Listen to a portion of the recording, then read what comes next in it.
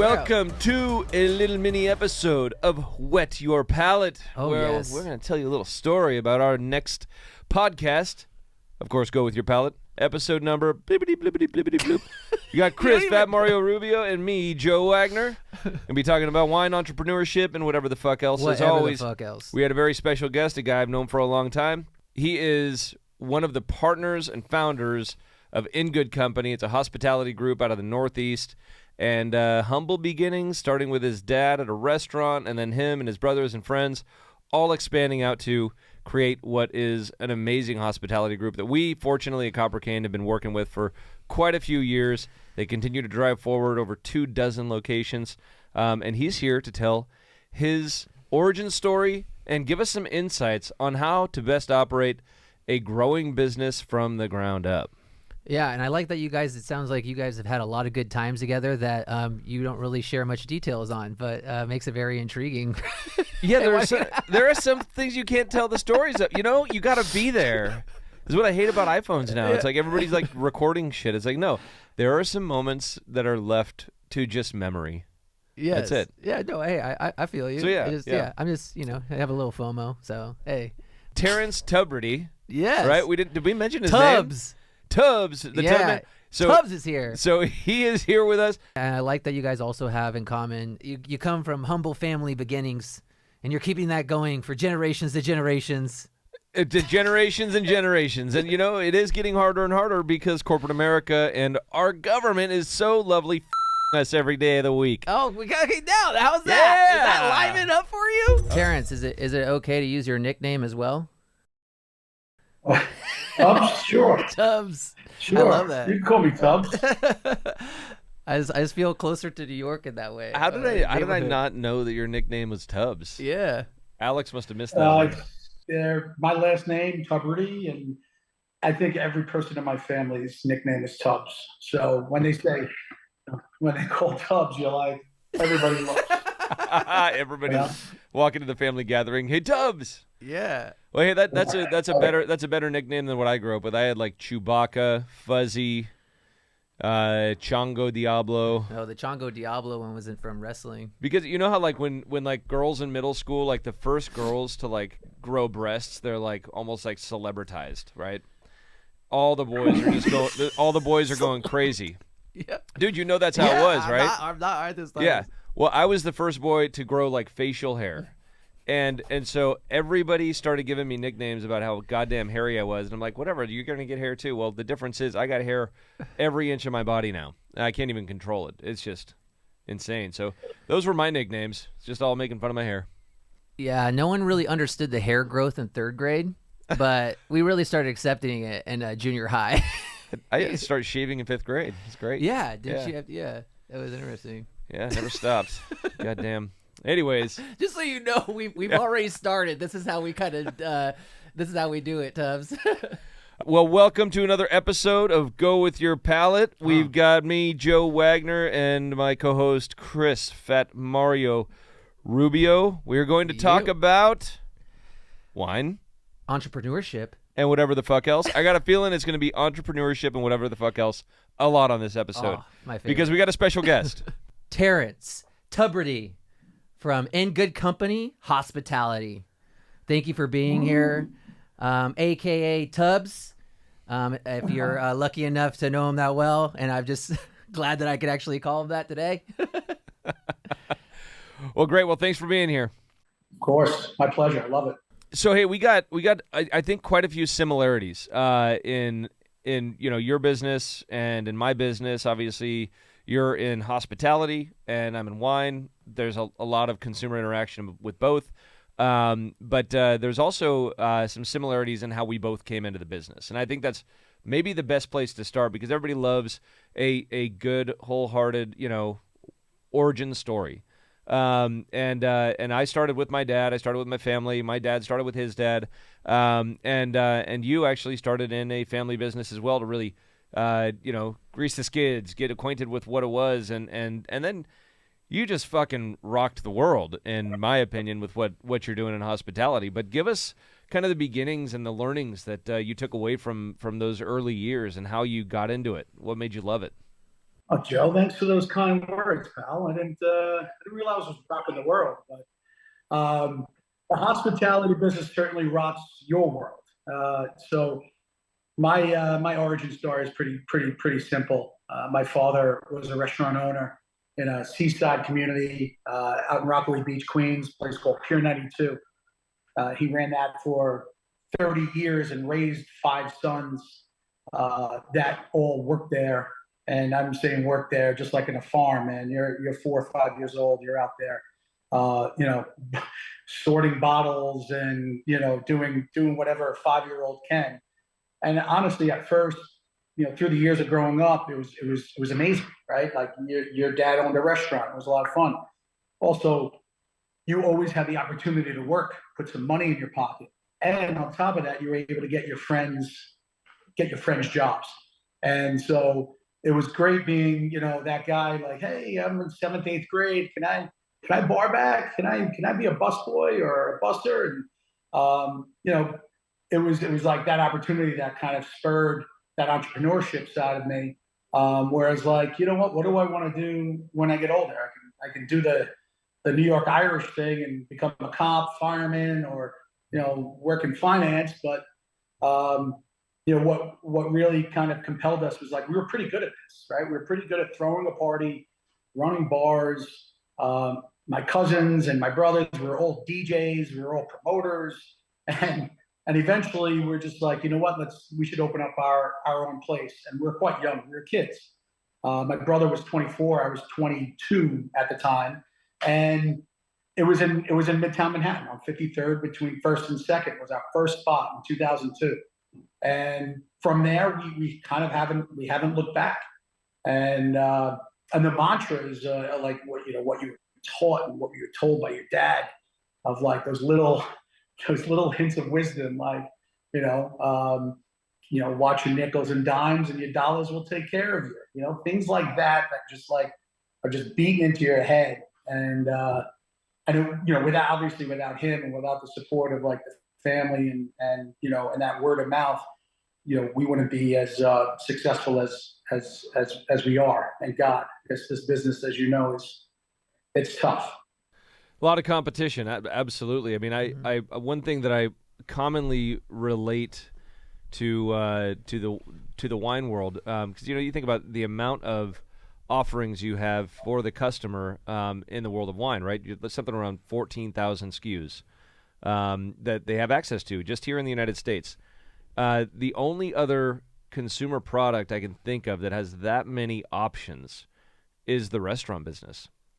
And you got to hit on all marks, and you got to keep that customer, because you do one thing wrong, and it may be the first and last time they walk through your door. Same thing with our wines. Maybe the first and last time they pop that cork.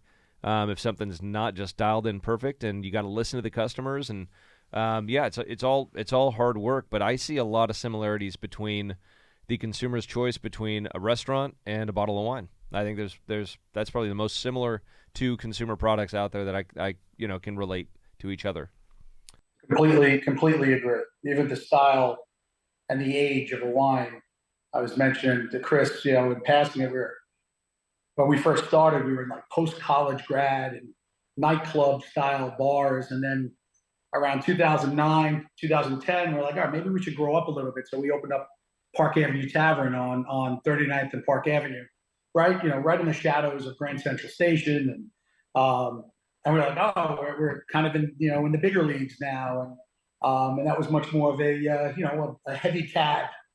If we were a young Pinot Noir at the nightclubs, we were a heavy cab at Park Avenue Tavern. Luckily, we treated it that way too. Like, we treated it like with love and care and intention of just not opening the doors and throwing on music. It's all those things that go into it. And luckily, we've made it through the pandemic, where Park Avenue Tavern is still there and thriving. So, agreed. Yeah. Well, that was one of my questions I wanted to ask you about was, it's starting off, and I do want to get into the nightclub part of it at some point, because So do I. I can completely understand, like, you guys are in your 20s, you guys are a band of brothers. Yeah.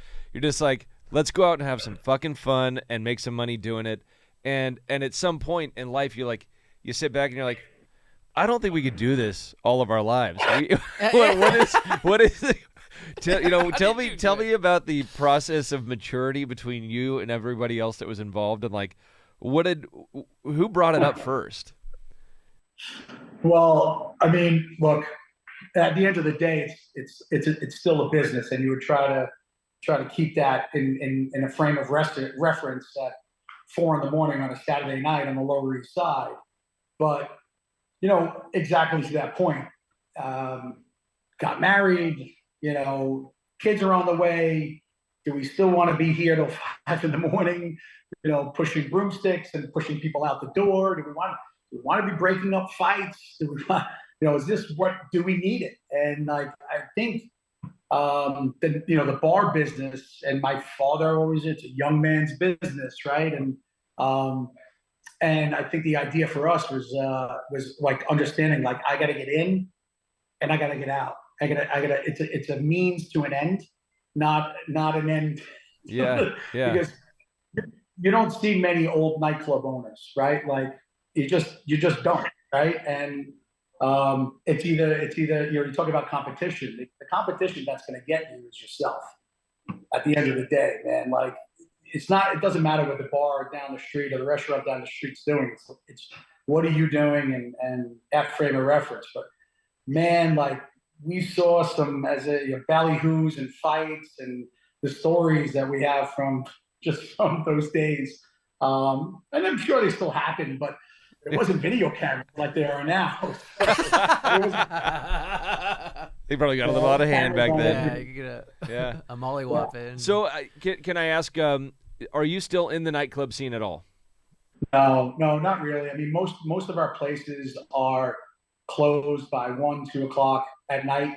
We're not really geared, more of a bar lounge, than more of like a nightclub, dancing, DJ, going all night. No, we've kind of trailed back from that. So you guys were able to take a successful story and expansion of nightclubs and bars and migrate that along with your growing in maturity to take that same reference of hospitality to just something that was more in line with your ethos as you evolved. Yeah, I think it just came down to where did we want to hang out, and fortunately we had the opportunity to be able to open and run places that kind of matched where we were in life. So at 24, 25, running a bar on the Upper East Side is the American dream, right? That's literally what the movie Cocktails is about. And heck yeah. So like, and then, and of course, like, all of that post-grad Upper East Side, like, just fun. And then, that gets tired, right? And you got to grow up. So, all right, where do I want to hang out? You know what? I like the nightlife scene downtown. And guess what? So do my friends. So, they followed downtown, and we always took care of people as best we could. And we always were welcoming. So, we always kind of had that the crowd, that base crowd that were similar age group to us. We're able to kind of just build, those were the building blocks for what the concept was, or what the place was. And honestly, taking that, and again, 29, 30 years old, we opened up Park Avenue Tavern, a little bit more of a serious restaurant, a serious business. And the why we started kind of a hospitality group is because we had at the time three or four places.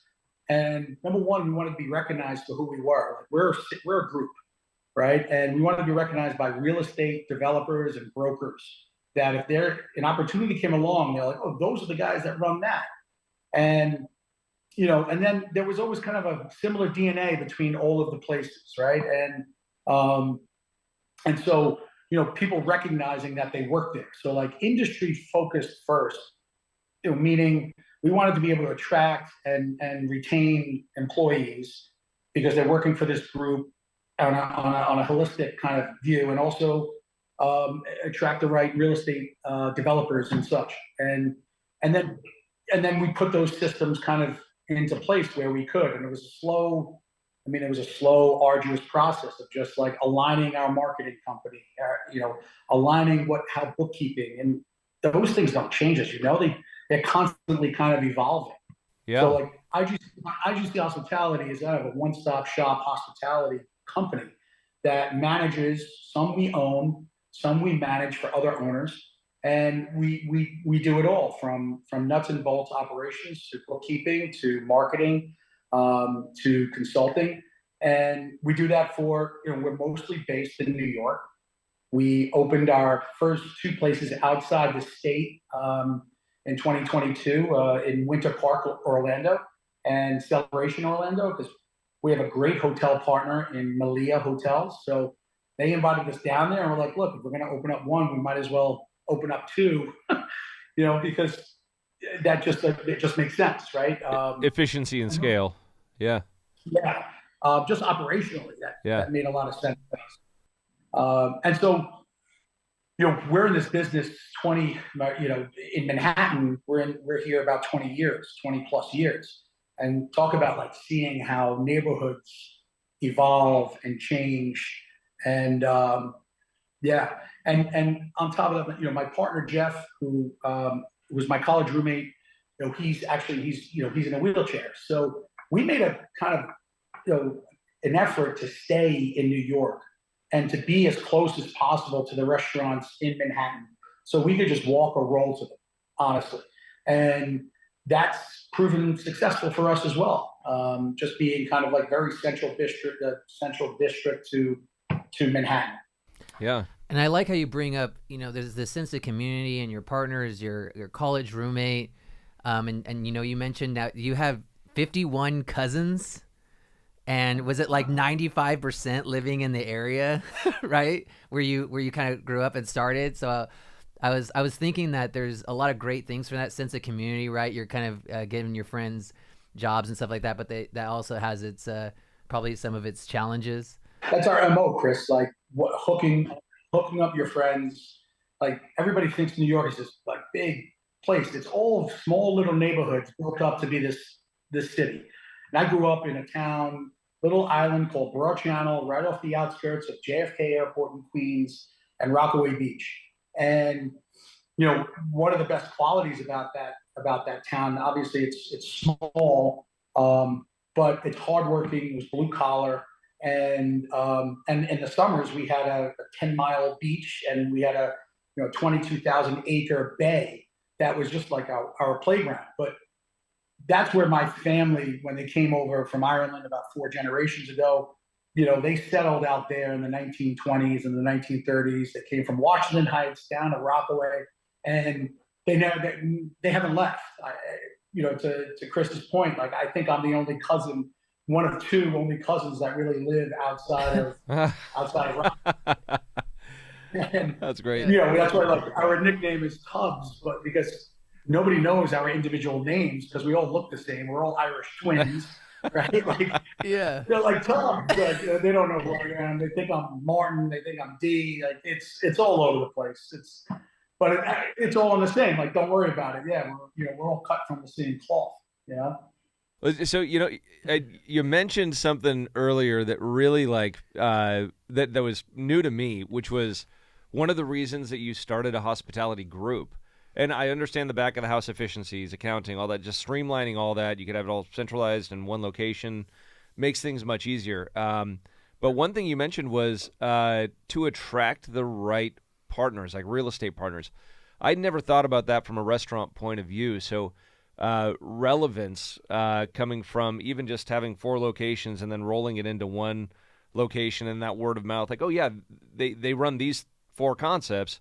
That's going to give you a higher level of importance and true thought into, we want to work with these guys. They're going to expand. We want to crush it with them.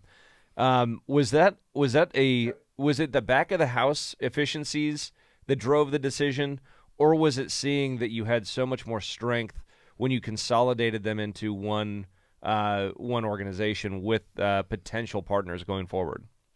But honestly, like the back of the house operations weren't even it wasn't even a twinkle of our eye. It was all when we first started. We first consolidated our marketing.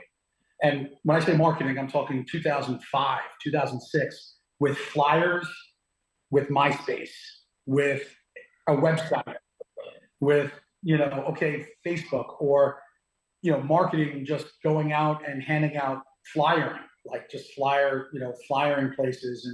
And so like consolidated that where one person is handling all these kind of requests, menu changes, all of those things. And then, the next step for us was consolidating our kind of, again, a bookkeeping, and HR. But mostly, why we looked at it was like, if you worked at Saloon on the Upper East Side, or Libation on the Lower East Side, or Bungalow Bar out in Rockaway, for them, seeing that we're in good company, that we're all kind of one and we're looking out for each other, no matter where, that was like the thread.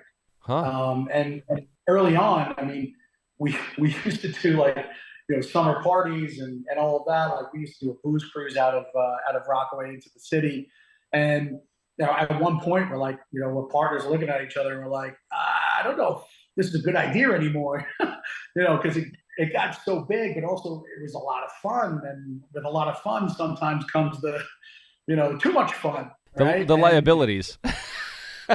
Yes. Yeah. Again, going back to like, we are my father, and just as we picked up, as my partner kind of has the same mantra. It's like, our job as entrepreneurs, like we're not restaurant owners. We have to serve our employees. We're here to serve our employees. So when we're talking about a group, it was more about presenting a career path for bartenders or servers that wanted to become a manager or wanted to open up their own place. And so, that was like, all right, we're more official if we're a group, right?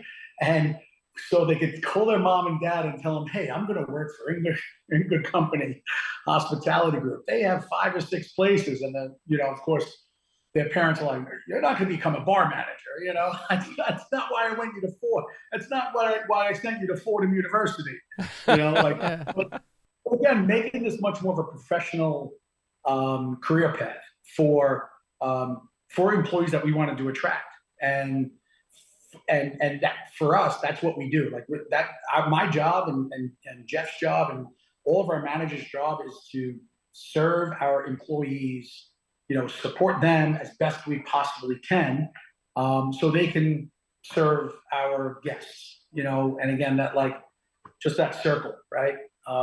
And that, again, that's proving to be very successful for us. Just if we serve our employees, they will take care of our customer. They will take care of our guests. Lead by example. Oh, yeah. And that'll trickle down all the way to the customer, and that'll keep you having a good solid base. And, yeah. And you also mentioned Sean a few times. I know you've mentioned him in our conversations in the past, and how he looks out for you guys on things like Yelp.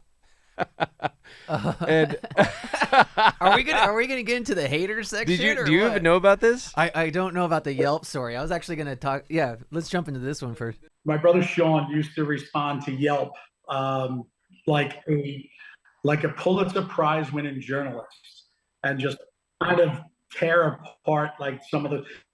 He would investigate. All right, so you go on Yelp, this place, blah blah blah, it's horrible. Da, da, da, da, da, and, if there's any credence to that, my brother Sean would understand that and reach out to the guest and, hey, come back, we messed up, right? But if he found out that the customer was a jerk, was an asshole, or that what they wrote is completely not true because we have video footage and we have other witnesses, all that, he would kind of dig in on a response that was like, wow, Sean, like every restaurateur wants to do that, but can't. Sean was just like, you know what? At Bungalow Bar, he's like, fuck it, I'm just gonna do it.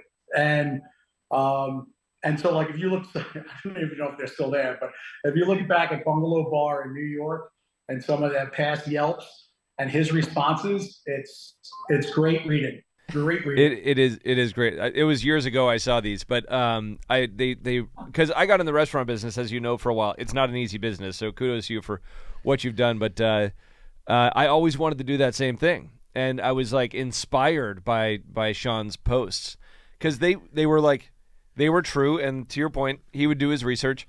And what I love about it is in this world where everybody can be faceless and behind a screen and say whatever the kind of bullshit that they want, whether it's true, false, or whatever. How do you hold them accountable?